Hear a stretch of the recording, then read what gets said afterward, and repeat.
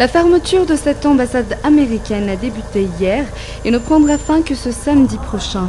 D'après la déclaration faite par le département d'État américain, cette mesure a été prise en raison de l'approche de l'Eid ou la fin du Ramadan pour les croyants musulmans.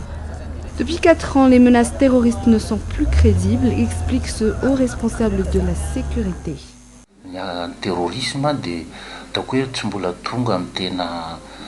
On ne peut pas considérer le terrorisme comme étant une menace à Madagascar, car l'on peut constater que ni les milieux musulmans, ni d'autres milieux encore ne semblent se pencher vers l'acte de terrorisme.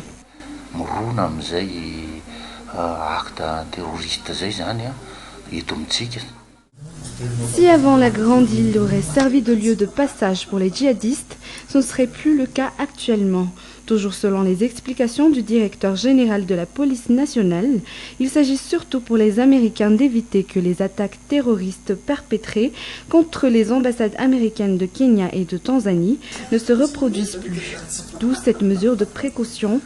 Nos spécialistes en relations internationales, quant à eux, mettent en cause la politique étrangère des Américains.